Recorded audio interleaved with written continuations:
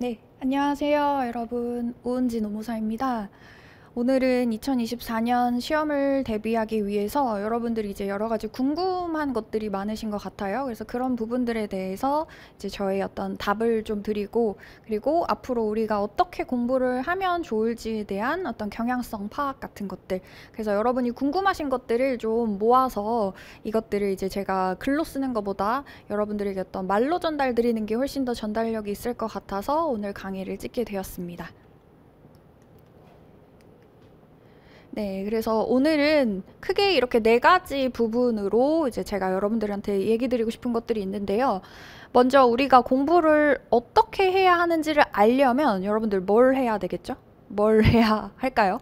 그러니까 지피지기면 백전백승이라고 우리가 봐야 하는 그 시험 자체를 사실은 중요하게 검토, 분석을 해야 될 거예요. 그래서 제일 먼저 이 시험의 어떤 경향성이라고 하는 것들을 우리가 좀 파악을 해봅니다. 그리고 우리가 공부할 과목, 인사와 경조 과목의 어떤 특징이 조금씩 있거든요. 그래서 이거는 제가 계속 이제 여러분들한테 말씀을 드리겠지만 이 우리가 공부하는 인사경조 과목은요. 크게 얘기하면 이제 경영 과목이라고도 이렇게 묶이거든요. 그래서 이제 우리 노무사 시험에 과목을 크게 이렇게 두 가지로 나누자면 법 과목과 경영 과목으로 나뉩니다. 그리고 이제 인사경조는 경영 과목에 속하죠. 그래서 법 과목과 경영 과목을 이렇게 나눠놓은 이유는 여러분, 법 과목과 경영 과목의 공부하는 방법이 완전히 달라져야 됩니다. 그래서 법 과목을 공부하는 것처럼 경영 과목을 공부하시면 안 되고 마찬가지예요. 경영 과목을 공부하는 것처럼 법 과목을 공부하셔도 여러분들의 어떤 효율성, 효과성이 상당히 좀 떨어지게 됩니다. 그래서 제가 말씀드리고 싶은 거는 이 시험의 경향성과 과목의 특징을 바탕으로 우리가 앞으로 공부해야 하는 어떤 방식들이 이렇게 결정이 될 것이다 라고 하는 것이죠. 그래서 뒤쪽에서 제가 요약본으로 이런 경향성과 각 과목의 특징을 좀 한눈에 보기 쉽도록 알려드릴 거예요. 그래서 그것을 바탕으로 연기 그리고 앞으로 1기, 2기, 3기까지 전체적인 어떤 수업의 진행 방향이 여기서부터 도출이 될 것이다. 그리고 여러분이 궁금하신 것들, 여러 가지 어떤 궁금하신 것들, 대표적으로 궁금하신 것들이 이번 시험에 오은지 노무사님이 적중률이 어땠느냐, 이런 것들, 교재가 어떠냐, 자료가 어떠냐, 첨삭이 어떠냐, 그런 부분들을 조금 가감 없이 매우 솔직하게 직접적으로 좀 말씀을 드리려고 합니다. 자, 그리고 이제 경영조직론의 경향성도 조금 간단하게 좀 보도록 할게요. 경영조직론은 일단 여러분들 쭉 보시면 뭘 알 수 있냐면요. 1번, 사례형의 문제가 나옵니다. 그래서 이제 지난 1, 2, 3기 여러분들 이제 이것도 저의 강의를 수강을 해보신 분들은 아시겠지만 제가 경영조직론은 사례형 문제를 엄청나게 많이 냈습니다. 이렇게 지금 1문이 50점짜리 문제가 조금 길고 복잡한 그런 사실관계들을 주면서 여러분들이 단순히 이론을 달달달달 암기했느냐, 암기를 얼마나 잘했느냐를 가지고는 더 이상 이제 변별력이 생기지 않기 때문에 이것을 어떻게 하면 잘 써먹을 수 있느냐, 어떻게 하면 잘 포섭할 수 있느냐가 이 경영조직 과목에서 훨씬 더 중요한 어떤 역량이다 라고 하는 거를 제가 계속 강조드렸었거든요. 그래서 이번에도 역시 변함없이 사례형이 나왔고, 제 생각에는 앞으로 이 사례형의 기조는 꺾이지 않을 것 같아요. 왜냐면 여러분들의 어떤 수준이 너무나 올라가면서 경영조직론은 인사관리에 비해서 상대적으로는 범위라고 하는 것이 좀 정해져 있거든요. 시험 범위라고 하는 것이.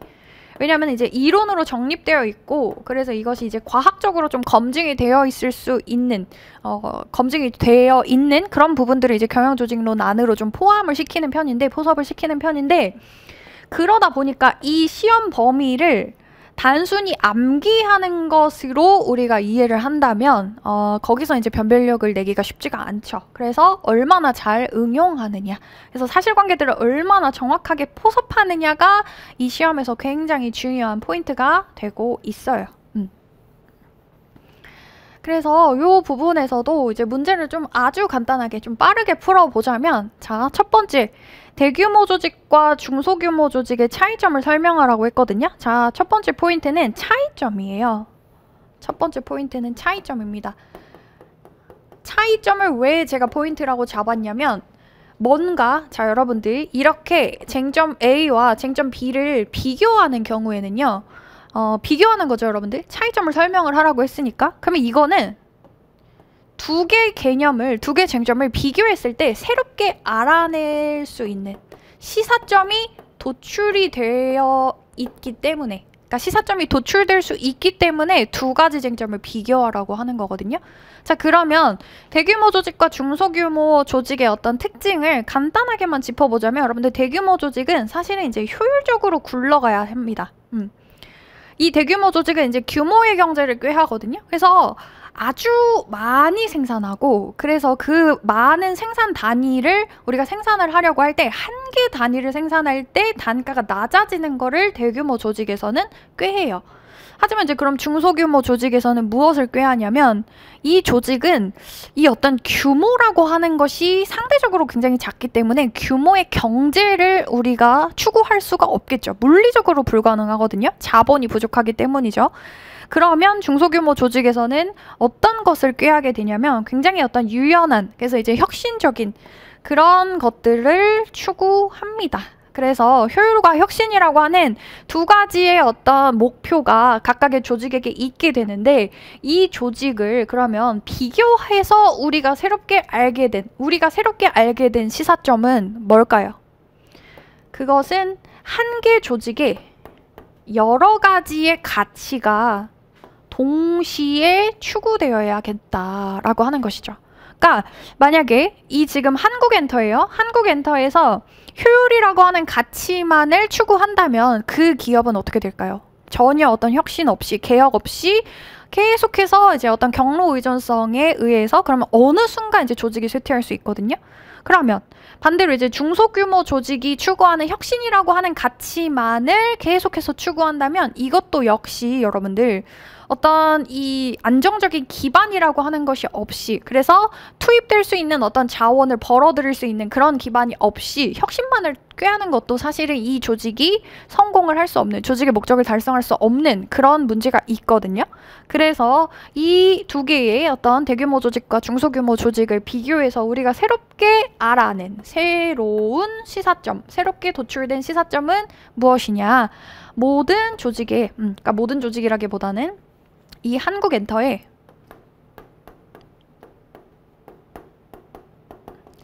양면의 가치가 모두 필요하겠다. 양면적인 가치.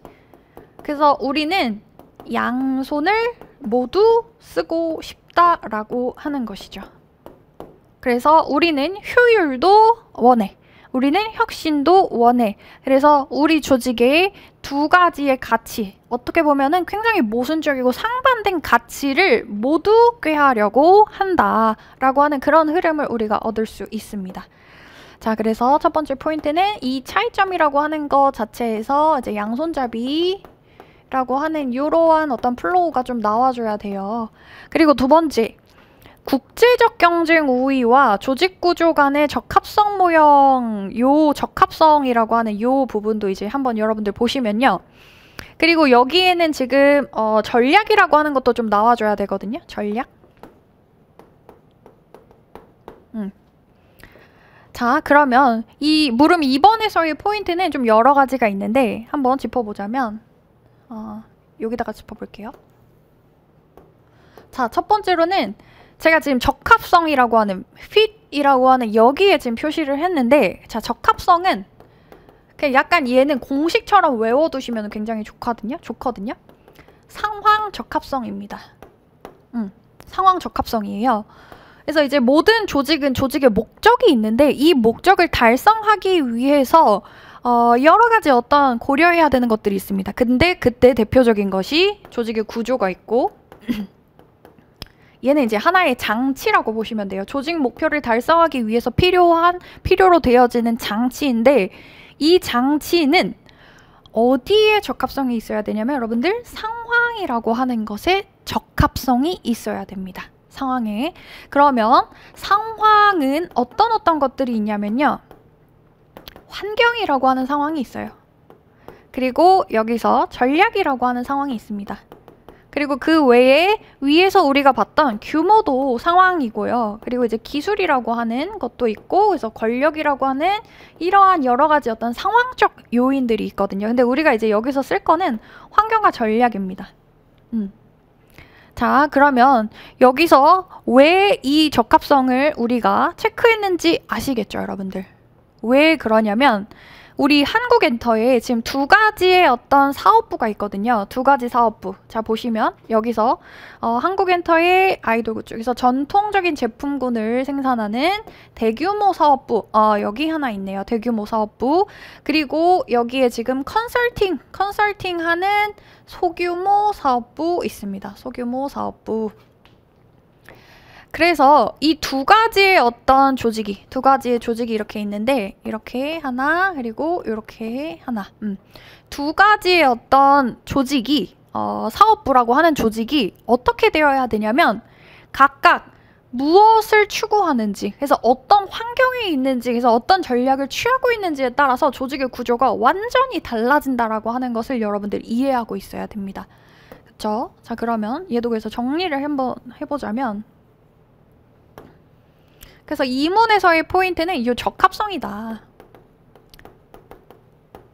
환경과 전략이라고 하는 것이 지금 이제 중요한 어떤 상황으로 꼽히고 있고, 이 상황에 적합한 조직 구조를 그래서 각각 첫째 아들과 둘째 아들이 가지고 있는 어떤 사업부의 적합한 조직 구조를 우리 한번 이제부터 설계를 해보자 라고 하면서 들어가시는 거예요.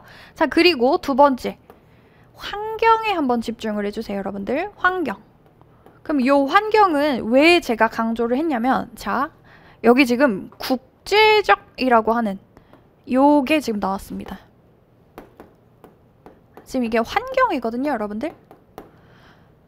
그러면 이것도 여러분들이 조금 한번 생각을 해보시면, 그냥 우리나라, 대한민국이라고 하는 요 지금 경영 환경과 여기서 지금 보시면 이제 중남미, 동남아 지역, 그리고 심지어는 이제 전 세계까지 확장이 되고 있는 환경이라는 겁니다, 여러분들. 그래서 국제화라고 하는 것은 환경이기는 환경인데, 기존에 우리나라 국내에서만 지금 이제 머물러 있는 조금 작은 환경이 아니라 굉장히 확장되고 있는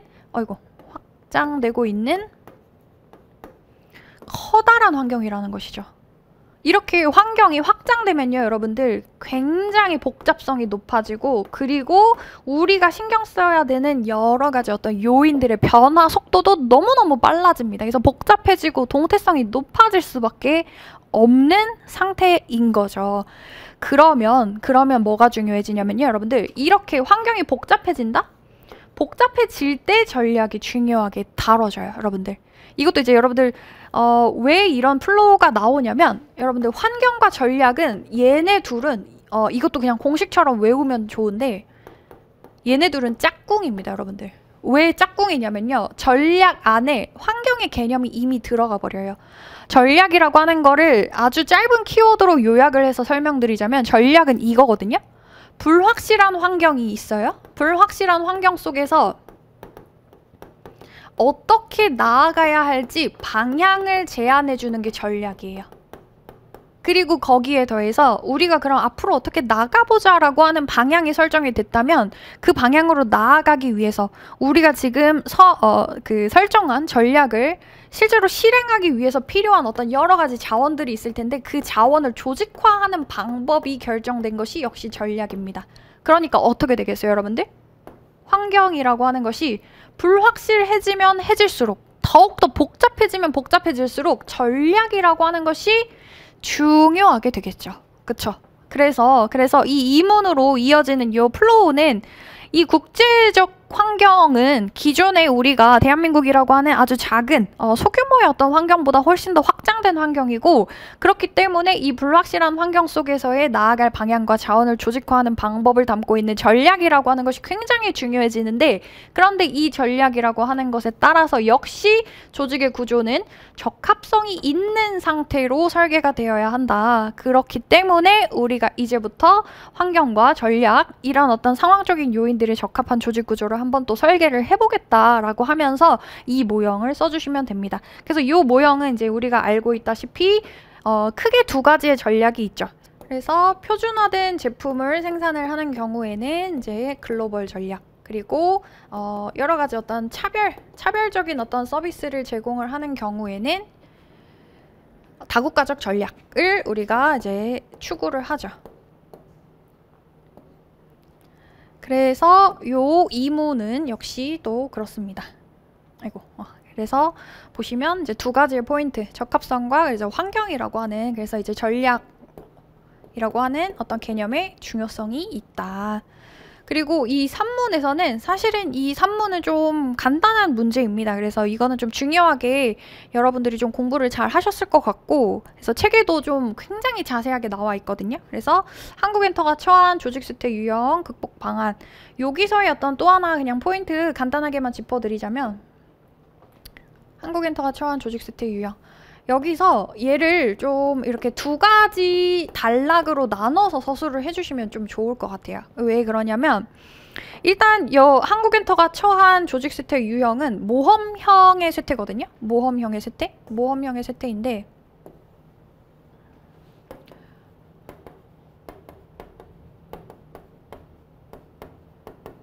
그러면은 모험형 쇠퇴가 뭐냐, 이 부분을 보시면 돼요. 이 부분. 자, 해외 사업에 무작정 뛰어들었다가 과중한 부담, 지나치게 사업을 확장하여서. 그래서 이 부분을 우리가 보시면, 아, 요게 지금 모험형의 쇠퇴구나 라고 하는 거를 바로 사실은 거의 모든 분들이 다 캐치를 하셨을 거예요. 그럼 이거를 어떻게, 이 모험형 쇠퇴를 어떻게 나누냐. 자, 처음에 이제 시발점을 좀 써주는 거예요.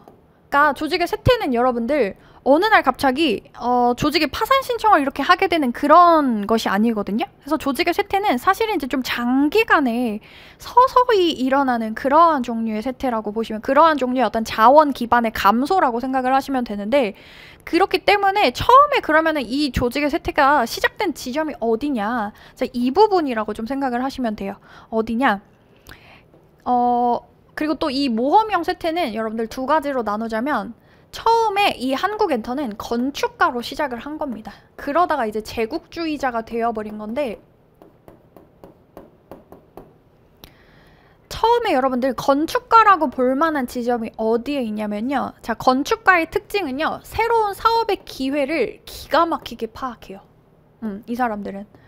그래서 이렇게 좀 지어보시면, 그러니까 정리를 좀 이렇게 해볼게요, 여러분들. 아이고.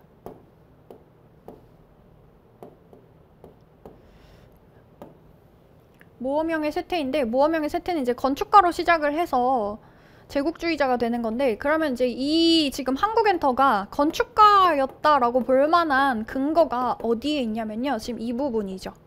공전의 히트로 한류붐이 거세지면서 의뢰가 폭증했대요. 그래서 해외 사업에 과감하게 이제 진출을 한 겁니다. 그러니까 건축가의 특징이 뭐냐면요, 기회를 너무나 잘 파악하고 유망해 보이는 사업에 자원을 투자하는 것을 굉장히 도전을 무서워하지 않는다라고 하는 그러한 특징이 있거든요. 그리고 그러면은 이 건축가가 어떻게 되어서 이제 쇠락을 걷게 되는 것이냐면 제국주의자가 되는 겁니다. 제국주의자는 특징이 뭐냐? 무분별해요. 무분별하게 사업을 확장하고 다각화를 꾀합니다. 그렇게 되면서 기반이 없어지는 거예요. 중요한 어떤 이 자원, 이 조직이 굴러가게 만든 어떤 자원이라고 하는 것이 안정적으로 들어오지 않고, 그러다 보니까 조직의 자원 기반이 이제 점점 줄어드는 쇠퇴가 발생을 하게 되는 건데, 그러면 이 조직이 건축가였다가 제국주의자가 되는 이 과정을 두 개로 나누자라는 거예요. 그쵸? 그러니까 조직의 쇠퇴는 어느 날 갑자기 눈 떠보니까 조직이 파산 신청. 조직 망했어. 이게 아니기 때문에. 그래서 시작점이 있고 그것이 가속화된 어떤 지점이 분명히 존재한다라고 하는 것이죠. 나눠서 서술하라는 거예요. 이걸 과정적인 측면을. 조직 쇠퇴라고 하는 것이 어느 날 한순간에 단번에 쇠퇴하는 게 아니기 때문에 순차적으로, 과정적으로 쇠퇴하는 것이기 때문에 이것을 짚어줘라. 그러면 어디를 짚어줘야 되냐면 여러분들 처음에 사실은 요 뒤에 컨설팅 결과에 따르면 요 뒤에 사실은 한 줄이 더 들어가야 되는데 제가 요 한 줄을 누락했습니다. 그래서 여기에 뭐가 들어가냐면 첫째와 둘째 모두 잘못된 전략을 사용했다고 나와요. 그리고 잘못된 조직 구조를 활용하였으며 라고 나오거든요. 그러니까 제가 지금 이 문제 자체를 여기 좀 누락을 했는데 문제 자체에 뭐라고 나오냐면요.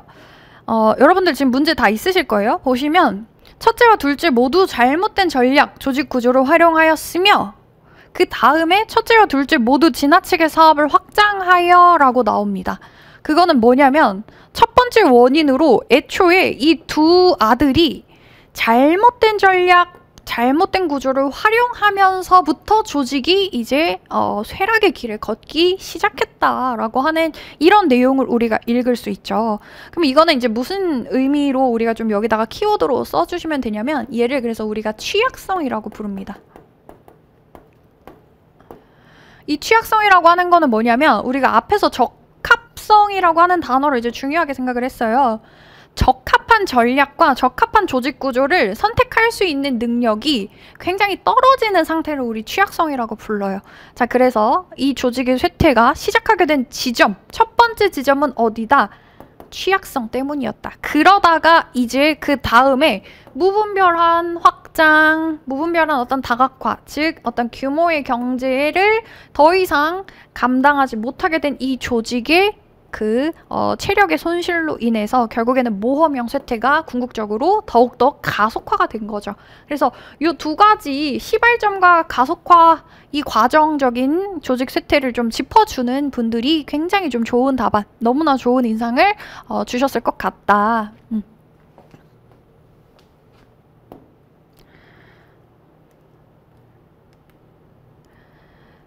그리고 이 두 번째 문제와 이제 세 번째 문제는 조금 이제 간단한 문제입니다. 간단한 문제인데 이 문제 2번도 너무 중요한 좀 포인트가 있거든요, 여러분들. 무슨 포인트냐면 그리고 이제 그 시험의 경향성 두 번째 포인트는 자, 첫 번째로는 제가 사례형이 경향성이다라고 했었어요. 그럼 두 번째로는 뭐냐면 분설형입니다. 얘는 이제 1문이 이제 주로 사례형으로 나오고 2문, 3문은 분설형으로 이런 식으로 나온다라는 거예요. 그럼 이제 분설형에서 여러분이 너무 중요하게 생각을 하셔야 되는 부분이 뭐냐면 이게 왜 분설되어 있을까를 근본적으로 또 생각을 하셔야 돼요. 이걸 여기 나눠놓은 이유가 있을 거 아니에요. 그쵸? 여기서 이 물음 1번과 2번을 나누는 중요한 어떤 기준, 이것을 그리고 다시 여러분이 이어줄 수 있는 논리적인 연결 고리는 뭐냐면요. 자, 얘를 좀 간단하게 좀 설명을 또 해볼게요.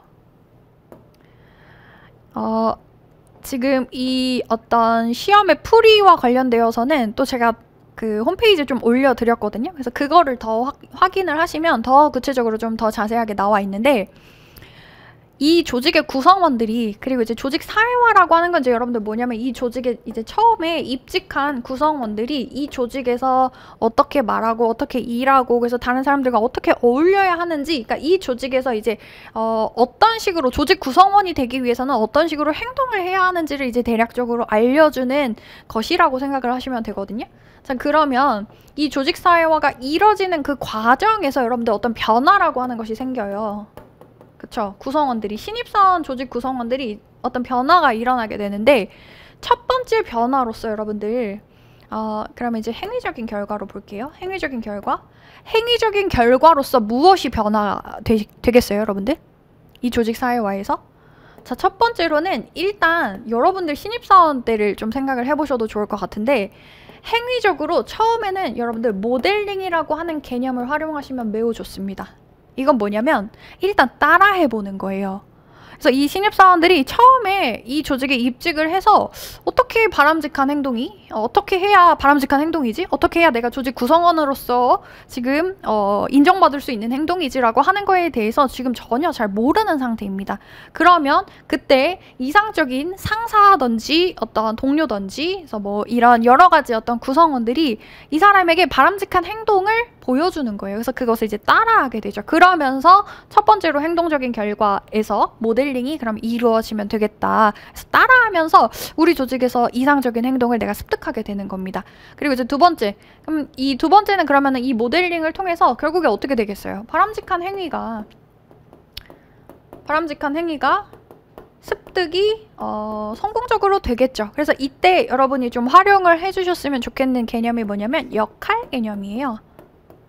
역할이라고 하는 거는 여기에는 직무를 수행해야 할 때 지켜야 되는 역할도 있고, 이 사람이 대인관계를 맺을 때 어떤 식으로 일을 해야 하는지 그런 것들도 있거든요. 그리고 이 역할은 기대와 전달 그리고 실행이라고 하는 이러한 단계로 연결이 되어 있거든요. 그래서 행위적인 결과로서는 어떤 결과가 있을 수 있다? 바람직한 역할. 조직에서 이 사람에게 부여한 총체적인 어떤 역할이 잘 수행되겠다. 바람직한 역할이 이제는 수행이 되겠다. 그래서 역할 개념을 좀 써주시면 너무너무 좋겠다. 역할 개념, 그래서 모델링 개념.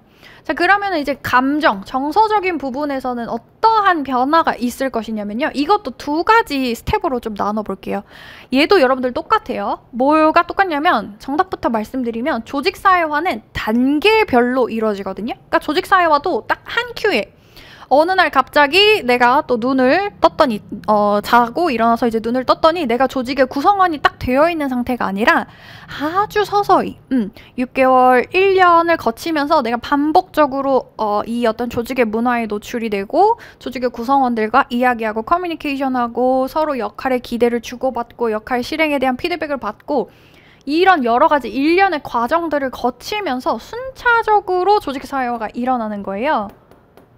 그쵸? 그러면 이 결과라고 하는 것들도 당연히 어떻게 돼야겠어요? 순차적으로 접근하는 것이 맞겠죠. 그래서 첫 번째 정서의 변화는 여러분이 스트레스 개념을 사용을 해주시면 너무 좋을 것 같습니다. 스트레스 개념. 왜 그러냐? 스트레스 개념을 써주세요. 자, 여기서는 그래서 모델링 개념 쓰고 역할 개념 쓰는 거예요. 스트레스 개념을 어떻게 활용을 해줄 거냐면 여러분들 이것도 답부터 말씀드리면 뒤쪽에 이 3단계 모델에서 첫 번째는 이제 조직에 처음에 이제 조직과 대면하는 인카운터 하는 단계고 그 다음에 이제 실제로 조직에 입직했을 때 어떤 활동을 하게 되냐면 이 사람에게 여러 가지를 알려주는 정보를 전달해주는 두 번째 단계가 있거든요. 그 다음에는 이제 이 조직이 구성원으로서 이제 거듭나는 이제 완전히 이제 체인지하는 변화라고 하는 것이 이제 획득되는 그러한 단계로 이렇게 나눠지는데 그래서 대면 그러면 이렇게 세 가지의 단계로 나눠진다라고 했을 때 자 처음에는 어떻다라는 거예요. 처음에는 내가 이 조직에 물리적으로는 지금 한 공간에 있지만 나는 이 조직의 구성원이에요? 구성원이 아니에요. 신입사원들이. 아직은 구성원이 아니라고 느낀다라고 하는 것이죠. 그러면은 이 상태에서 어떤 스트레스를 받을 수 있다라고 하는 거예요. 자신의 어떤 역할도 지금 충분히 정립이 되지 않았고 조직에 이제 진입을 하게 되면서 조직에게 기대하지 않았던 어떤 것들이 또 있을 수 있고 실망하는 것들이 또 있을 수 있고 그러면서 이제 조직에서 진입 충격을 겪으면서 역할의 어떤 모호성에 시달리면서 그러면서 스트레스가 있을 수 있다. 그래서 여기서 이제 역할 모호성도 좀 써주시면 좋겠고 자, 그래서 이런 어떤 모델링과 그리고 이제 스트레스, 역할의 모호성 이거를 어떻게 해주는 거예요, 여러분들? 여기서 지금 잘 관리가 되지 않으면요, 여러분들 이 지금 바람직한 역할 수행이라든지, 그리고 여기 정서적인, 여기서는 이제 조직의 몰입이라든지 이런 개념이 나와줘야 되죠. 그러면은 이 모델링이 성공적으로 수행되지 않고, 그리고 이제 스트레스 관리와 역할 모호성이 성공적으로 관리되지 않으면 이 바람직한 역할 수행이라고 하는 결과, 조직 몰입이라고 하는 결과, 이 결과는 절대로 발생하지 않습니다. 그래서 이 조직 신입, 그러니까 조직 사회화라고 하는 이 단계의 어떤 성공을 위해서 이 3단계 모델이 필요한 거예요. 그래서 앞쪽에서 여러분이 서술하신 내용과 3단계 모델을 유기적으로 좀 연결을 해주시면 이것도 역시 너무나 좋은 차별화 포인트가 되겠죠. 자, 그리고 이제 산문은 조금 간단합니다. 그래서 산문에서 좀 중요한 거는 태도를 구성하는 3가지 요소가 서로 굉장히 이제 영향이 있다. 그리고 3가지 요소는 인정행이죠. 그래서 인지적인 요소, 그래서 이제 정서적인 요소, 그래서 행동적인 요소, 이렇게 3가지가 있는데, 이렇게 지금 태도를 3가지의 요소로 구성되어 있다라고 보는 것은, 여러분들 자 보세요. 태도와 행동 간의 어떤 관련성을 굉장히 체계적으로 보여주는 것이 이 3가지의 개념이에요. 그래서 이 부분을 조금 짚어주시면 굉장히 또 좋은 답안이 될 수 있을 것 같다. 네, 그래서 이제 경영조직론 시험의 경향성도 이렇게 좀 간단하게 봤는데, 간단하지 않았나요, 여러분? 네, 그래서 이제 경향성을 좀 요약을 하자면 이렇습니다. 인사관리와 연계되는 주제예요. 인사관리와 연계된다라고 했을 때, 오잉? 무슨 근거로 이렇게 얘기를 하지? 이제 뒤쪽에서 제가 말씀드릴 텐데, 2022년에도 그랬고 23년에도 지금 인사관리랑 연계되는 주제가 좀 각각 나왔습니다. 그래서 22년에 인사가 뭐가 나왔냐면요, 사용자의 교섭 전략이 나왔고, 그리고 경조에서는 1문에 역시 이제 갈등 관리가 나왔습니다. 근데 이제 그 단체 교섭은 여러분이 이제 공부를 잘 하신 분들은 아시겠지만, 단체 교섭의 가장 극상의 개념이 이제 뭐냐면요, 갈등이거든요. 노사? 갈등? 그래서 이게 지금 같이 엮여서 볼 수 있는 주제로서, 그래서 실제로 교수님 저서에서 단체 교섭의 전략적 접근이라고 하는 그 부분에 갈등 관리 모델이 나왔습니다. 그쵸? 그리고 이제 23년에 올해는 어땠냐? 1문 똑같이 국제에 나왔죠. 그리고 조직사회화도 여러분들, 조직사회화도 얘는 어디에 나올 수 있냐면요, 우리 인사에서 여러분들 아까 1-2문에서 누구 나왔어요? 해외 주재원 나왔죠. 해외 주재원이 귀임했을 때 시달리는 문제가 뭐냐면요, 새롭게 우리 조직인데 우리 조직에 다시 사회화 적응 과정을 거쳐야 되는 이런 문제가 있단 말이에요. 주재원의 귀임에 있어서 중요한 또 핵심적인 포인트가 뭐였냐면, 우리 조직의 재조직 사회화 과정을 거쳐야만 된다라고 하는 거. 그러니까 어때요 지금? 인사랑 경조랑 지금 사실은 어떤 과목의 구분이 조금 모호해지면서 계속해서 연계되면서 주제가 출제가 되고 있다. 그래서 이 부분에서도 이런 경향성을 반영해서 제가 어떤 특강을 또 준비를 했냐면, 그래서 작년에 한번 이제 실시가 됐던 특강이거든요. 그때 이제 좀 반응이 좋았는데, 경영조직론 개념을 활용해서 인사 관리를 더 잘 쓰는 그런 특강을 제가 이제 준비를 했습니다. 그래서 이제 경영조직론이 선택 과목이시면 이런 어떤 걱정이 조금 덜 할 거예요. 그러니까 걱정되시잖아요, 여러분들. 이렇게 지금 경영조직론 개념이랑 인사관리랑 연계가 되면서 사실은 경영조직에서 배운 것을 인사에서 쓰셔도 되거든요. 완전히 이렇게 좀 구분이 되어 있지가 않은 측면이 있어서, 그러면 이제 인사와 경영 조직의 어떤 연계성이 높아지면 민소라든지 노경 선택하신 분들은 불안하실 수 있잖아요. 그래서 그런 분들을 위해서 이 연계성을 조금 놓치지 않고 가져갈 수 있도록 이런 특강을 준비를 했습니다. 그래서 이제 꼭 저를 수강하지 않으셔도 되니까 이런 어떤 특강은 좀 챙겨서 들어주시면 너무 좋겠죠. 그리고 이제 사례형 문제, 분설형 문제 계속 출제되고 있고요. 쟁점 간의 연결성 여러분들 또 보시면, 아까 전에 1문도 보시면요, 1-1문에 뭐가 나왔냐면 규모가 나왔어요. 1-2문에 뭐가 나왔냐면 국제화 전략 나왔고 조직 구조 나왔죠. 한문에 조직의 쇠퇴가 나왔습니다. 그러니까 이 지금 세 가지의 쟁점이 유기적으로 연결이 되면서 문제가 출제가 되고 있다라는 부분이 특징적인 경향성이죠. 자, 그래서 이제 경향성도 조금 이제 제가 풀어서 여기다가 설명을 해놨는데, 자, 그래서 22년, 23년 보시면 사용자의 교섭 전략과 갈등 관리, 해외 주재원 나왔고 글로벌 전략과 조직 구조, 조직 사회화 이렇게 나왔습니다. 자, 그래서 이론을 함께 정리하면 너무나 좀 파워풀한 답안을 서술을 하실 수 있을 것 같아요. 자, 그래서 이 특강을 이제 또 강조를 한 번 더 드리고, 그래서 1문 이제 길고 복잡한 사례. 그래서 이제 저의 어떤 수강, 저의 어떤 그 경영조직론 수업의 어떤 특징이 뭐냐면, 사례를 엄청나게 많이 풀어봅니다. 사례를 많이 풀어보자. 그리고 이 규모, 글로벌 전략, 조직 쇠퇴라고 하는 이 개별 쟁점들이 유연하게 연결될 수 있도록 역시 이것도 우리 수업의 어떤 특징으로 계속 이런 부분을 좀 훈련을 합니다. 자, 그래서 이거를 보시면 이게 아까 전에 제가 말씀드렸던 경조와 인사의 연계성입니다. 자, 이거를 보시면 이 책은 이제 어떤 교수님 책이냐면, 지금 제가 책 제목은 정확하게 기억이 안 나는데 현대 노사관계론일 거예요. 그래서 신철우 교수님이 저서인데, 신철우 교수님 외이인의 저서인데 이제 단체 교섭의 전략적 접근 방법이거든요. 여기에 지금 라임의 5가지 해결 접근법, 요 내용이 지금 인사에서 출제가 되면서 그 해 바로 이게 경조에서 출제가 되었다.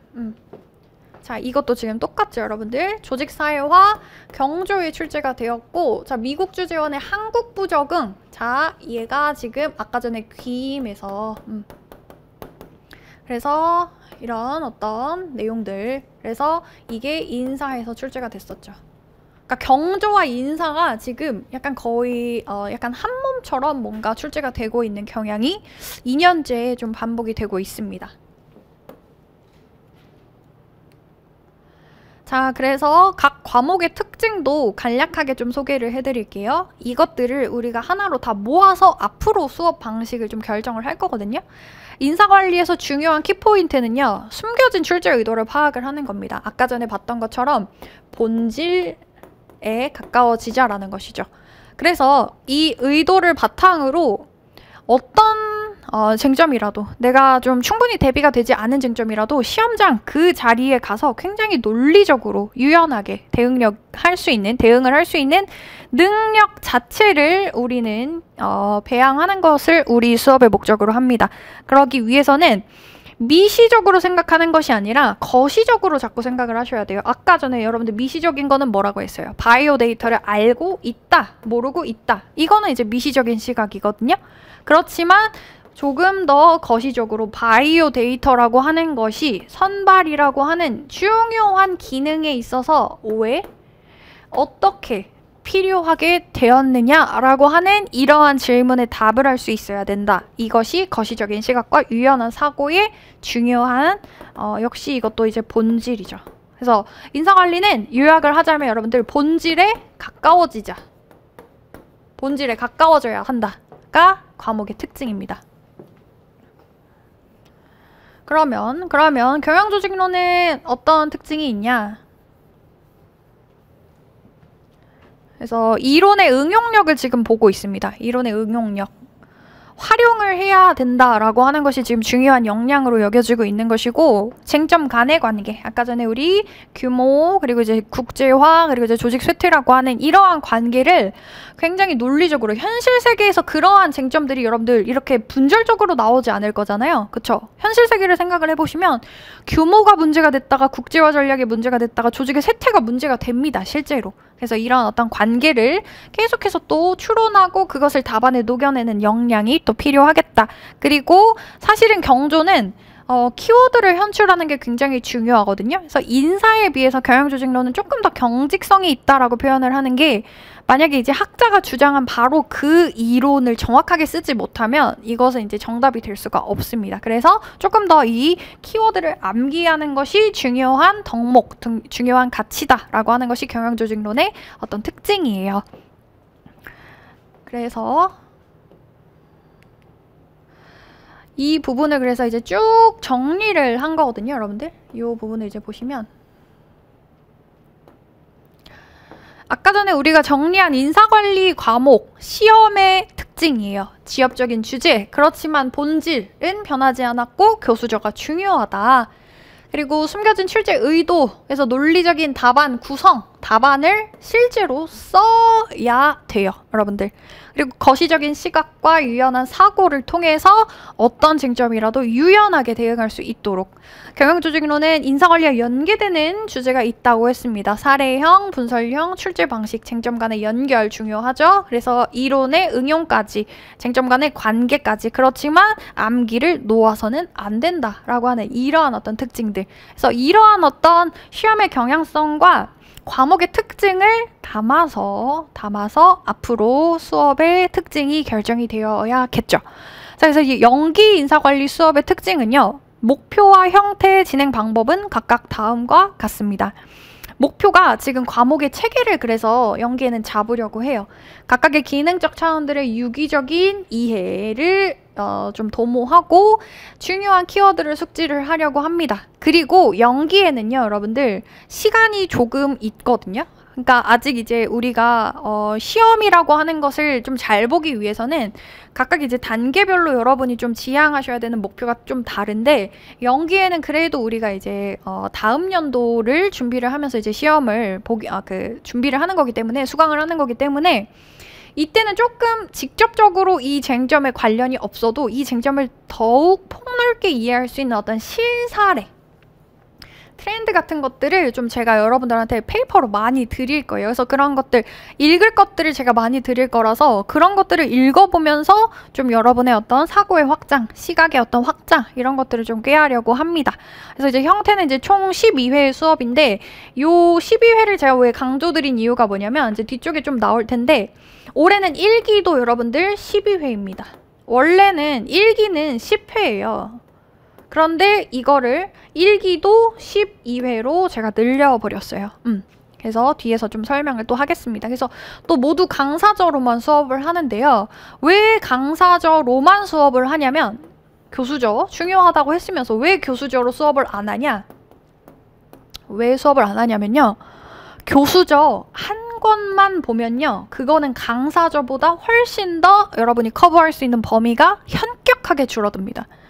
그러니까 교수저가 이게 굉장히 좋다라고 하는 거는 뭐냐면, 교수님들마다 중요하다라고 생각하는 그 쟁점들이 너무나 다 달라서 강사저에는 거의 진짜 한 10권, 20권 이상의 교수저에서 앱스트랙, 그러니까 정말 중요한 어떤 핵심들만 뽑아서 이 강사저에 녹여낸 것이거든요. 그러다 보니까 제 생각에는 교수저 한 권으로 수업을 한다? 그러니까 이거는 강사저보다 더 위험한 일이죠. 물론 제 생각에는 좀 이제 공부를 좀 오래 하셨고 어느 정도 이제 기반이 잡혀 계신 분들은 강사저가 아니라 교수저를 스스로 좀 능동적으로 보시면서 내용을 정리하는 방식으로 공부를 하시면 더 좋아요. 하지만 연기는 어떤 분들이 듣냐면, 주로 연기는 지금 기초가 없으신 분들, 처음 수험에 진입하시는 분들을 대상으로 우리가 하는 것들이 연기인데, 연기에 교수저 한 권으로만 수업을 한다? 그러니까 이거는 사실은 수업을 안 듣는 거나 마찬가지가 될 확률이 좀 큽니다. 그래서 모두 강사저로만 수업을 하고, 그래서 이제 이런 것도 궁금해 하시는 분들 많으신데, 평일반, 주말반 어떤 차이가 있냐면 차이가 없습니다. 차이가 없고 스스로의 어떤 학습 스타일에 따라서 좀 결정을 해주시면 좋을 것 같아요. 평일반은 한 2주 동안의 기간을 갖고 매일매일 인사관리를 공부하거든요. 그 과목을 매일 공부한다? 그러면 여러분들 이 어떤 휘발성이 좀 적겠죠. 그러니까 어제 내가 배웠던 거는 그래도 오늘까지는 기억이 난단 말이에요. 그러면은 아까 전에 제가 강조했던 어떤 유기적인 연결을 조금 더 용이하게 할 수가 있고, 그리고 이제 조금 강제성이 있습니다. 매일매일 내가 어쨌든 학원에서 학원을 오던지 강의를 들어야 하기 때문에 내가 좀 싫어도 이 스케줄에 좀 따라가는, 끌려가는 그런 특징이 좀 있어요. 근데 이제 주말반은 어떤 특징이 있냐면 좀 혼자 공부하시는 스타일이 좀 확립되어 있는 분들. 이거는 왜 그러냐면 토요일에만 수업을 하기 때문에 나머지 월요일, 화요일, 수요일 쭉 어떤 나머지 시간을 좀 스스로 능동적으로 쓰실 수 있는 역량이 있으신 분들에게 주말반을 훨씬 더 추천드립니다. 자, 그래서 진행 방법이 아까 전에 이제 우리가 좀 얘기를 했던 커다란 어떤 방향성들이 있잖아요. 그래서 이 어떤 시험의 경향성과 과목의 특징을 반영해서 진행이 어떻게 되냐면 기능적 차원들을 유기적으로 이해하고 키워드 숙지해야 되고 실제 사례의 트렌드 정리를 해야 되기 때문에 마인드맵 드릴 거예요. 마인드맵이 굉장히 중요한, 좋은 이유가 뭐냐면 어떤 핵심 개념으로부터 파생되는 개념이 이렇게 고구마 이렇게 줄줄이 딸려오듯이 쭉 딸려올 수 있거든요. 그러니까 이런 키워드의 어떤 연계 능력이 굉장히 중요합니다. 그래서 마인드맵 드리고 자료를 드리는 거. 그리고 이제 메타 언어라고 하는 거는 뭐냐면 키워드를 현출할 수 있는 시험, 테스트예요. 테스트. 이거를 제가 하나의 어떤 책 한 권, 얇은 책 한 권으로 제가 드리는데 요걸 활용을 해서 여러분이 키워드를 계속해서 매주 테스트를 보시게 됩니다. 그리고 이제 이슈 페이퍼라고 하는 거는 이제 1기에도 이슈 페이퍼가 나오는데 요때 0기의 이슈 페이퍼는 조금 더 이런 어떤 재미 위주의 조금 더 이런 흥미를 끌 수 있는 여러분들의 어떤 흥미가 인사관리에서 멀어지지 않도록 할 수 있는 그런 조금 페이퍼들을 제가 원본으로 드리고 편집을 해서도 조금 그러니까 내가 시간이 없다 하시는 분들을 위해서 편집을 한 본도 좀 드립니다. 그래서 이런 두 가지 특징, 그러니까 형태 측면에서는 12회 강사저로만 수업을 한다라고 하는 거. 그리고 이제 경영조직론도 약간 비슷합니다. 그래서 과목의 체계 역시 필요하고 기능적 차원들 이거는 이제 개인, 집단, 조직들 이런 어떤 차원들이 좀 유기적으로 또 연결이 되고 키워드 중요하죠. 그래서 기본적인 문제 해결 능력이 또 중요하거든요. 우리 아까 전에 봤던 것처럼 사례 이거는 결국 여러분들 문제를 그러면은 많이 풀어볼수록 좋아요. 문제를 많이. 그래서 경영조직론은 두 가지의 자료를 드립니다. 그래서 똑같이 키워드 체크하는 테스트 그리고 기출 페이퍼를 드리는데 기출 페이퍼를 그래서 제가 수업 중에 이거를 가지고 풀어드려요. 그러면은 우리가 좀 여러분이 연기에 제일 어려워하시는 게 내가 이거를 배우고 이해를 하는 것까지는 괜찮아. 됐어. 거기까지는. 근데 이것을 어떻게 답안에 녹여내는지를 너무 어려워하시는 분들이 많은데 이 기출 페이퍼를 통해서 같이 문제를 많이 풀어보면서 문제 해결 능력을 좀 키워보려고 합니다. 그래서 이런 어떤 특징들. 자, 그리고 이거는 전체적인 어떤 커리큘럼이거든요. 그래서 이 자료도 역시 제가 이제 추후에 올려드릴 건데 좀 특징적인 것만 좀 보시면 그래서 여기 보시는 것처럼 GS 1기는 이제 12회로 진행이 됩니다. 그리고 시험을 보시면 시험이 과거에는 이제 2회 정도 저희가 시험을 봤어요. 1기에는 이제 전통적으로 2회 정도의 시험을 보는 것으로 우리가 좀 정리가 됐었는데 5회로 늘렸습니다. 이게 왜 이거를 늘렸냐면 답안을 여러분이 2기에 오셔서 좀 본격적으로 쓰시면 2기는 대략적으로 시기가 언제냐면요. 여러분들 4월 말 아니면 5월이거든요. 4월 말부터 그럼 본격적으로 답안을 쓰는 연습을 하기 시작하시면 3기가 그래서 이제 시험이 언제냐면 대략 9월이에요.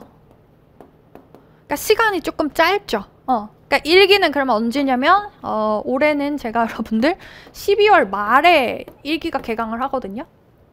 그러다 보니까 확실히 짧아지죠, 여러분들. GS 1기부터, 그러니까 올해부터예요. 올해 12월 말부터 답안 쓰는 연습을 하시면 9개월 동안은 그러면 내가 답안 쓰는 연습을 하고 시험장에 갈 수 있다. 이 부분을 조금 올해 개선을 했습니다. 그리고 1기에는 이 부분을 보시면 경영조직론 개념을 활용하는 인사 특강. 그래서 이 특강의 이름이 이제 이론조론이었는데 경영조직론 이론을 활용해서 인사관리론 좀 잘 보는 그런 특강이다. 그래서 이 특강은 여러분들 꼭 들어주시면 좋겠죠. 그래서 올해도 아무래도 이 연계성, 그러니까 인사와 경조의 어떤 연계성이 계속해서 좀 반복이 될 것 같아서 이 부분 꼭 들어주시면 좋겠습니다. 그리고 GS 2기에는 인사관리 이슈와 키워드 특강이 있는데 이거는 워낙 이제 계속 전통적으로 해오던 특강이고 얘는 이제 뭐냐면 대략적으로 좀 설명을 드리자면 이슈 파트라고 하는 파트를 따로 뚝 띄어서 그것을 하루에 정리할 수 있도록 이제 좀 도와드리는 그런 특강이거든요. 그래서 이슈라고 하면 이런 것들입니다, 여러분들. 저성과자를 어떻게 관리하면 좋을까? 혹은 핵심 인재를 어떻게 관리하면 좋을까? 여성 인력을 어떻게 관리하면 좋을까? 이런 것들. 그러니까 얘네 여러분들 뭐냐면요. 아까 전에 제가 말씀드렸던 것처럼 중요한 기본적인 확보하고 개발하고 평가하고 보상하고 이런 어떤 기능적인 차원들이 잘 준비가 된 다음에 거기에 이 이슈를 한 방울 얻는 느낌으로 그래서 2기에 진행이 되는 겁니다. 그러니까 여기까지 이제 기본적인 어떤 능력이 좀 이렇게 좀 잘 길러졌다라고 가정을 하고 이때 이슈가 들어가는 거죠. 그리고 이제 3기는 여기서 그래서 아까 전에 제가 말씀드렸던 지역적인 주제만 탈탈탈 털어서 막판에 보고 갈 수 있게끔 정리를 하려고 합니다. 지역적인 주제를 사실은 이 오랜 수험 기간 동안 지역적인 주제만을 또 파고들면 여러분들 그것도 사실은 좀 합격과 멀어지는 길이거든요. 그래서 전통적으로 중요한 주제들은 여러분들 당연히 너무나 잘 준비를 해주셔야 되고 지역적인 주제들은 마지막에 조금 가볍게 이 눈에 바르고 간다라고 하는 그런 심정으로 그래서 그러니까 내가 아예 이 주제를 전혀 처음 보는 주제가 나오지는 않도록 그것을 이제 예방하는 차원으로 이 특강이 있다고 생각을 하시면 됩니다. 그래서 전체적인 어떤 그림, 전체적인 어떤 특징 잘 파악하시고 그러니까 기수마다 그 우리 어떤 시험의 경향성과 과목의 특징을 반영한 이런 세 가지의 특강이 있다라고 하는 거 여러분들 좀 잘 알아두시면 좋겠죠. 그리고 지금 보시면 뒤쪽으로 갈수록 이렇게 조금씩 자료가 줄어들기는 합니다, 여러분들. 여기서 지금 1기의 자료가 굉장히 많고 연기는 자료가 그렇게 많진 않을 거예요. 왜냐면 연기는 수업을 여러분이 익숙하게 지금 들을 수 있도록 되는 데까지가 이제 사실은 연기의 좀 목표거든요. 그래서 1기에 가장 자료가 조금 많고 2기, 3기에는 자료를 조금씩 제가 줄여드리려고 합니다. 네, 그래서 여러분이 또 저에게 궁금하신 점이 여러 가지 어떤 궁금하신 점이 있으실 텐데 이 부분은 여기서 그럼 잠깐 쉬시고 여러분들도 지금 숨가쁘시죠? 그러니까 저도 강의를 숨가쁘게 한 것 같은데 여기서 잠깐 쉬시고 다음에 이제 여러분이 궁금하신 점에 이제 좀 답변을 드리도록 하겠습니다. 네, 안녕하세요, 여러분. 조금 쉬고 오셨나요? 제가 이제 원래 이렇게 말이 많지가 않은데 강의만 하면 그렇게 항상 좀 말이 많아지는 것 같아요. 투머치 토커가 되는 그런 신기한 일이 항상 발생하고 있습니다. 네, 그래서 이제 챕터 5번째는 여러분이 저에게 궁금하신 것들 그런 것들을 물론 이게 사실은 저는 당사자이기 때문에 당사자가 이거를 얼마나 객관적으로 말할 수 있느냐 그러니까 그거는 조금 그런 문제가 있을 수는 있겠지만 그래도 저는 사실은 저의 강의를 가장 또 잘 알고 있는 사람이기도 하잖아요. 그래서 굉장히 좀 솔직하게 말씀을 드리려고 하니까 여러분들의 어떤 판단에 있어서 좀 도움이 되셨으면 좋겠습니다.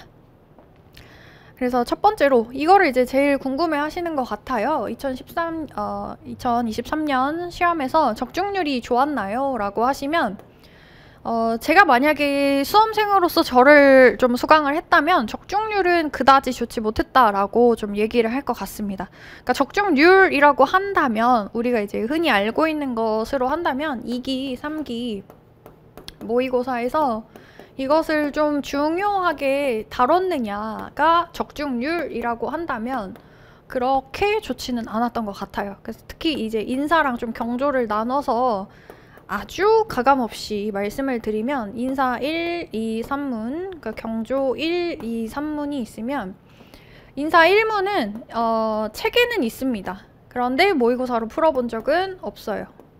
그리고 2문도 부분적으로 책에 있기는 합니다. 하지만 개발 절차가 책에 없었어요. 그리고 세 번째 이 부분 이제 유연적 근로시간제는 좀 책에 이제 좀 풍부하게 그래도 서술이 되어 있었던 편인데 탄력적 근로시간제에서 그 장단점은 조금 부족하게 있었던 것 같습니다. 약간 그래서 세모다. 그리고 이제 경조 1무는 책에 여전히 이제 모두 당연히 있고 책에 있지만 이것도 좀 모의고사로 중요하게 다루지는 않았던 것 같아요. 그리고 2문과 3문은 이제 좀 모의고사로 다뤘습니다. 그러니까 책에는 다 있었어요. 올해 책에는 빠짐없이 내용이 빠지는 거 없이 있었고 모의고사로 얘네 둘은 이제 다뤘습니다. 3기 모의고사에 이제 각각 좀 다뤄보았는데요.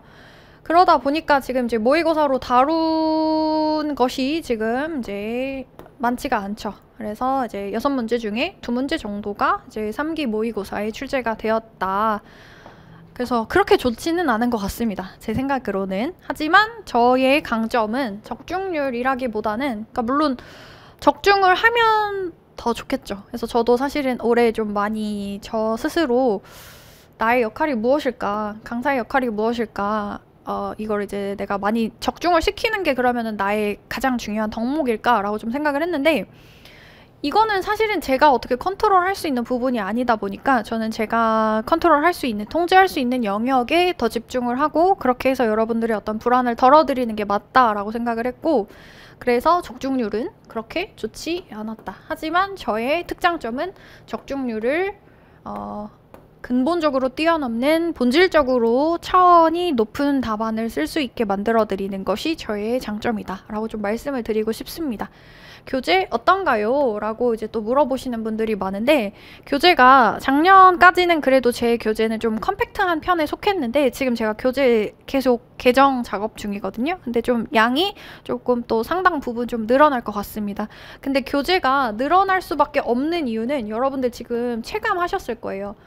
교재가 양이 많아야 사실은 여러분들의 어떤 불안감도 좀 반비례해서 줄어들거든요. 교재가 너무 얇으면 아니 이렇게 얇은 교재에 내가 하나라도 그러면은 놓치는 게 반드시 있지 않을까? 라고 하는 불안감이 더 더해지시는 것 같아요. 그래서 교재는 올해 대폭 개정되었습니다. 그래서 작년에 어떤 3판과 4판은 또 완전히 다르고 또 4판에서 어떤 교재의 또 특징적인 점이 뭐냐면 교재가 좀 유기적으로 쓰여졌어요. 그래서 여러분이 사실은 강의를 듣지 않고 근데 강의를 들으셔야 돼요, 여러분들. 그러니까 강의를 근데 만약에 듣지 않고 이 책만 사실은 좀 보시더라도 제가 강의를 하고 싶은 어떤 플로우를 대략적으로 좀 이해할 수 있게끔 구조도 굉장히 많이 바꿨습니다. 그래서 3판도 조금 완전성이 있다. 저 나름대로는 그래도 좀 책을 좋게 좀 썼다라고 생각을 했는데 요번에 4판으로 개정을 하면서 너무 또 많이 부족한 부분들이 보여서 3판과 4판은 또 아예 전혀 다른 책이라고 보실 수 있을 정도로 많은 부분을 개정했고 또 양도 늘어났다. 그래서 교재는 사실은 저는 저의 교재는 굉장히 좋은 교재라고 생각을 합니다. 그러니까 좋은 교재라고 하는 거는 여러분들 어떤 교재가 저는 좋은 교재라고 생각을 하냐면 제가 추구하는 방향과 일치하는 교재예요. 제가 추구하는 방향은 여러분들 뭐냐면 어떤 생각을 해야 하고 논리를 구성을 해야 되는 거거든요. 이게 제가 생각하는 우리 시험의 중요한 역량인데 생각할 수 있게 만드는 그리고 논리적으로 답안을 구성할 수 있게끔 문장 자체가 논리적으로 쓰여져 있는 그런 교재가 저는 좋은 교재라고 생각을 해요. 그래서 이런 부분에 굉장히 신경을 많이 썼습니다. 그래서 문장도 좀 많이 고치고 목차도 많이 고쳤고 내용이 더 추가된 것들도 많고 그래서 이제 그림, 도식들도 너무나 올해 진짜 많이 추가가 됐거든요. 그래서 여러분이 좀 풍부하게 쟁점을 이해할 수 있도록 거기에 완전히 초점을 맞춰서 교재가 훨씬 더 좋게 개정이 되었습니다.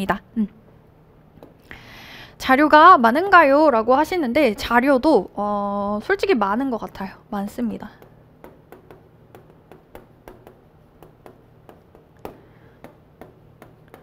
답을 이렇게 적어드리고 있어요, 여러분들. 좋습니다.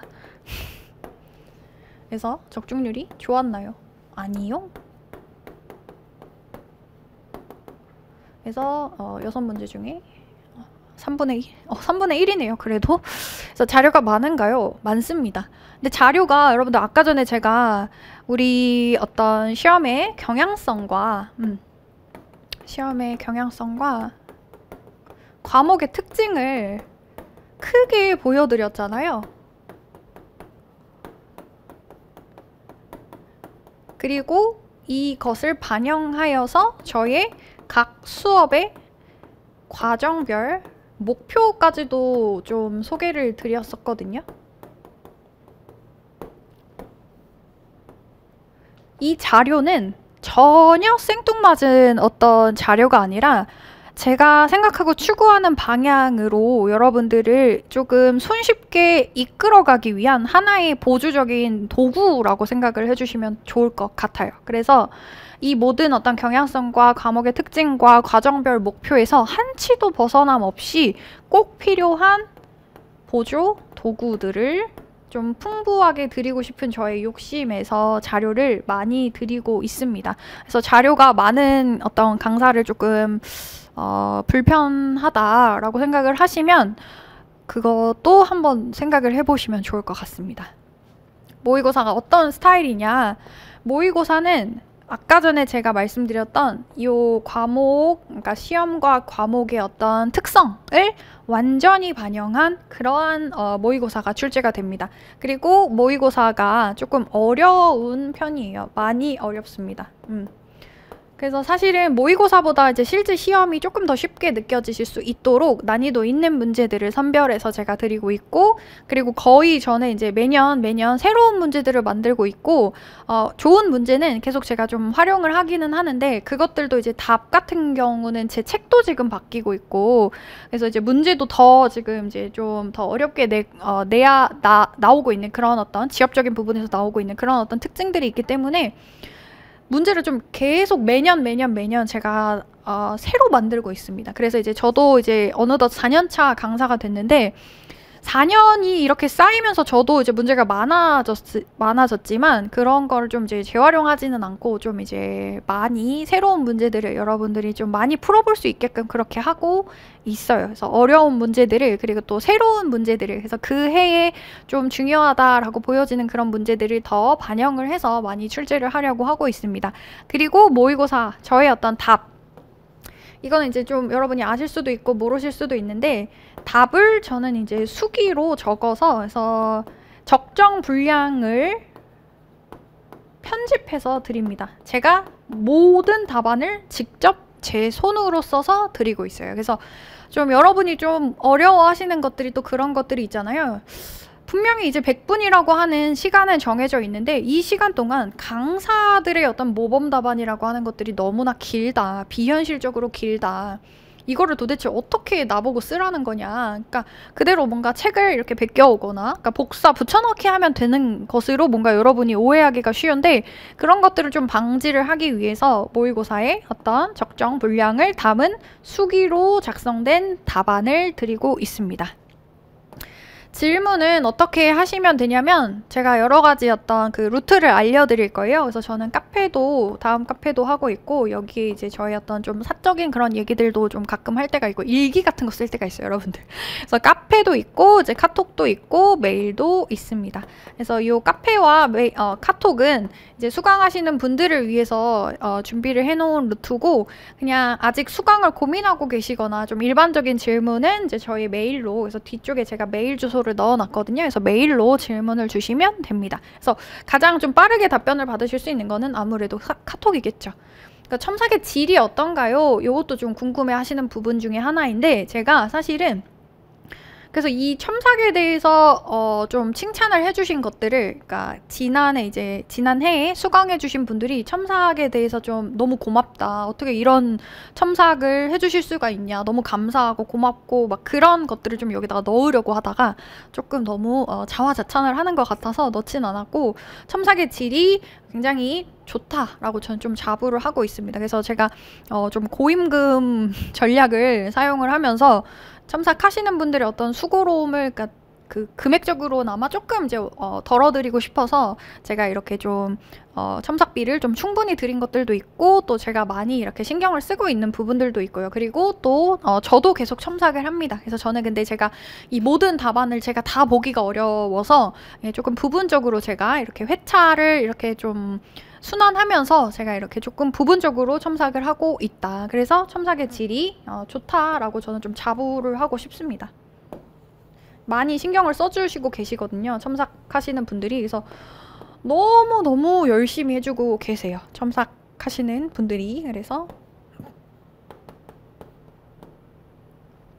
그리고 이제 답안 쓰는 법을 알려주시냐라고 하는 요 부분에 대해서도 답안을 어떻게 써야 되는지에 대해서는 제가 여러분을 이제 옆에 뭐 앉혀놓고, 이게 과외가 아니다 보니까 서론은 이렇게 쓰시고 본론은 어떻게 쓰셔야 되고 결론은 어떻게 쓰시고 단어는 이렇게 문장은 이렇게까지 알려드리는 거는 사실은 어렵습니다. 하지만 두 가지 측면에서 여러분들이 답안 쓰는 법을 금방 익히실 수가 있다고 생각이 드는 게, 일단은 모의고사의 어떤 답안 자체가 지금 수기로 되어 있거든요. 현실적으로 쓸 수가 있는 분량으로 제가 드리고 있기 때문에 여러분이 이 답안을 잘 소화하시면 여러분이 너무 좋은 문장을 여러분들 걸로 만들 수가 있어요.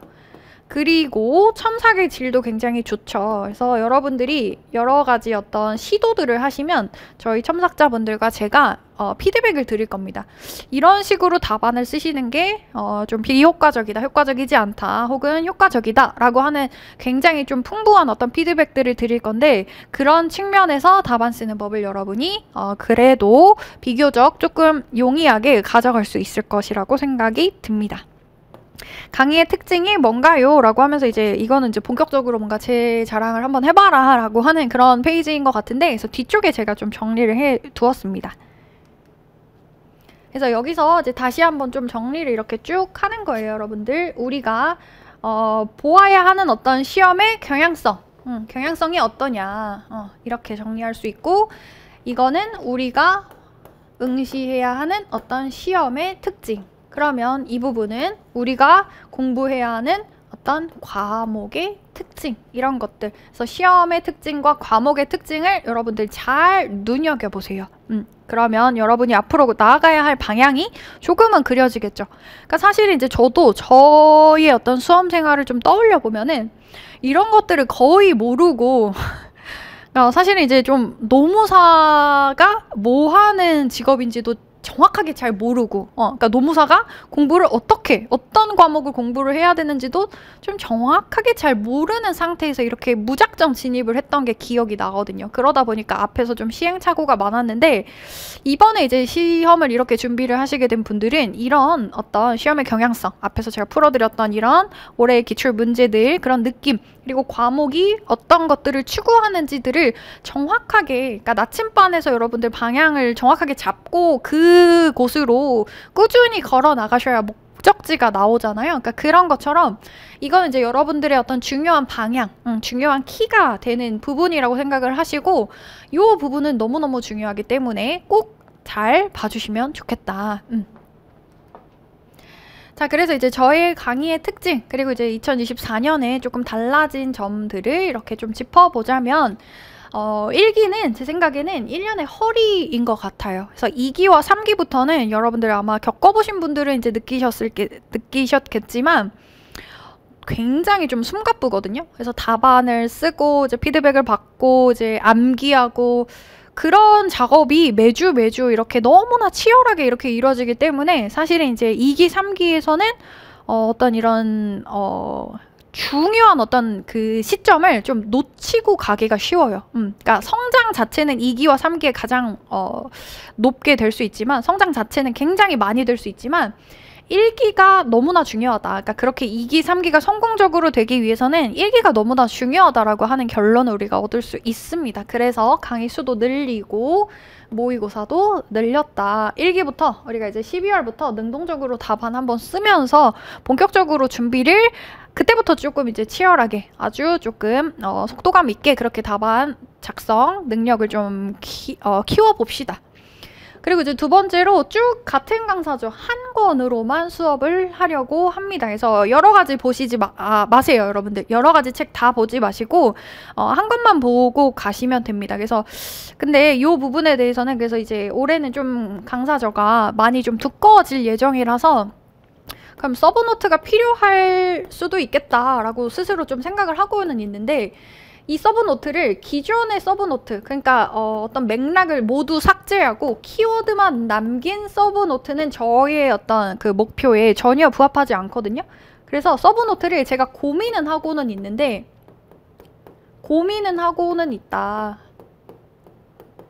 낼까 고민을 하고는 있다. 그렇지만 키워드만 남긴 서브노트는 제가 판매를 하려고 하지는 않습니다. 그래서 다른 형태의 서브노트가 될 거예요. 그래서 이제 교수저도 가져가려고 해요. 그래서 이제 주요 교수저들을 모두 엮어서 추가 자료로. 그래서 이거는 이제 제가 작년에도 교수저 자료를 좀 따로 드렸고, 그리고 이제 요 어떤 이슈 페이퍼라고 하는 것들을 통해서 교수저에서 읽어볼 만한 부분도 따로 또 드렸었거든요. 그래서 요 추가 자료를 좀 남김없이 몽땅 가져가 주셨으면 좋겠습니다. 연계도를 높였어요. 그래서 이제 경조 특강 진행이 될 거니까 이 부분은 여러분들 만약에 수강을 하지 않으셔도 들어주시면 좋겠다. 지엽적인 주제는 마지막에 그래서 털고 가죠. 그리고 이제 인사와 경조는 그래서 보시면 요약을 했습니다. 저의 어떤 앞으로의 방향성, 모든 주제를 완벽하게 대비할 수 있는 사람은 이 세상에 아무도 없습니다, 여러분들. 이 세상에 아무도 없어요. 그래서 당황스러운 상황이 있어도 유연하게 논리적으로 핵심을 짚어 나가면서 답을 구성할 수 있도록 연습을 할 거예요. 그리고 경조는 단순히 암기하는 것이 아니라 여러 가지 어떤 사실관계들과 이론을 복합적으로 볼 수 있는, 그래서 암기한 쟁점을 활용할 수 있는 능력을 주로 우리가 키워볼 겁니다. 그리고 쟁점들을 연결할 수 있도록 접근을 하려고 해요. 그래서 이런 어떤 특징들이 있습니다. 네, 그래서 여러분들 이렇게 숨가쁘게 들어주신 그 특강이 이렇게 끝났고, 질문이나 수험 상담 여기 이제 메일로 보내주시면 되거든요. 그래서 CPLA EEJJ 여기 이제 하나 넣으시고. 그래서 오늘 너무너무 여러분들 들어주시느라 수고 많으셨고, 그리고 이제 최대한 저는 좀 솔직하게 제가 가장 저의 강의를 잘 알고 있는 사람이자, 그리고 여러분들에게 이제 앞으로 중요한 어떤 방향을 제시해야 하는 그런 책임감을 막중하게 갖고 있는 그런 사람으로서 조금 솔직하게 가감 없이 좀 냉정하게 좀 판단을 하고 말씀을 드리려고 노력을 했는데, 지금 돌이켜 보니까 좀 좋은 점만 너무 얘기를 한 것 같기도 하고 그렇습니다. 그래서 이제 여러 가지 근데 저의 장점들이 또 있고 저의 단점들도 분명히 있어요, 여러분들. 저의 단점, 제가 생각하는 저의 단점은 약간 그거 같은데, 그 이제 면접 볼 때 그 자신의 단점을 한번 말해보세요 이런 거 같은데, 제가 생각하는 저의 단점은 사실은 조금 이 여러 가지 방향을 제가 놓치고 싶지 않다 보니까 일기에 그래서 그런 지적이 있었어요, 여러분들. 연기와 일기에 이것도 좀 제가 욕심이 좀 과해서 그런 것 같긴 해요. 그래서 연기와 일기에 이게 어떻게 초시생이 이거 듣기가 좀 어렵다, 초시생에게 부적합하다라고 하는 지적이 있었습니다.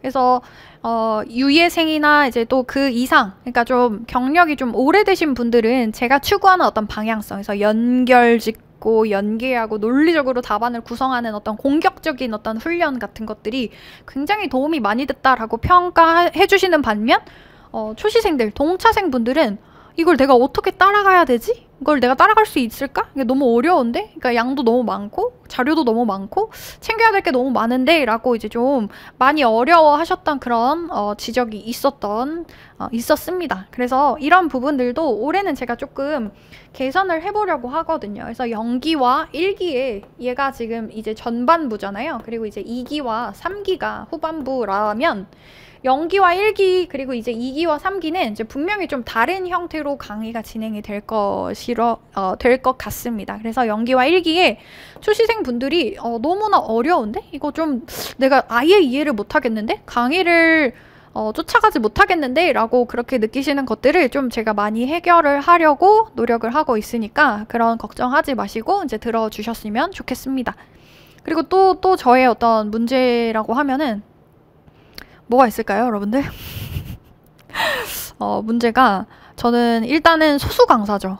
소수 강사인 게 그것도 이제 문제인 것 같아요. 그래서 이제 저도 제가 수험 생활을 돌아보면 저는 무조건 대형 강사를 고집했었던 그런 기억이 있는데, 그래서 여러분들이 소수 강사인 저를 믿고 만약에 선택을 해주신다면 그런 어떤 믿음에 더욱더 보답을 해야 된다라고 무겁게 생각을 하고 있어요. 저도 저 자신이 만약에 수험생일 때 소수 강사를 내가 듣고자 한다면 굉장한 어떤 용기와 각오가 있어야 될 것 같거든요. 그러다 보니까 오늘의 이런 어떤 특강도 또 마련을 하게 되었고, 그래서 여러분이 이제 저를 수강을 해주신다면 그런 어떤 믿음, 그런 어떤 기대, 그런 어떤 신뢰, 그런 것들에 좀 부합할 수 있도록, 그리고 저 자신도 이 강의에 대해서 굉장히 욕심이 많은 사람이기 때문에 그런 것들을 좀 여러분들과 같이 호흡하면서 좋은 2024년을 만들어 갔으면 좋겠습니다. 네, 그래서 여러분들 또 이렇게 말이 길어졌는데 그래도 궁금하신 것들이 있을 거예요. 그래도 궁금하신 것들, 그래도 확인받고 싶은 것들, 그리고 앞으로의 어떤 계획 같은 것들, 그런 것들 메일로 보내주시면, 메일에서도 제가 말이 굉장히 많거든요. 그래서 여러분들 우리 못다한 얘기는 못다한 얘기는 메일로 나누는 걸로 하고, 여러분들 너무너무 감사합니다. 들어주셔서 감사합니다. 네, 여러분들 안녕. 감사합니다.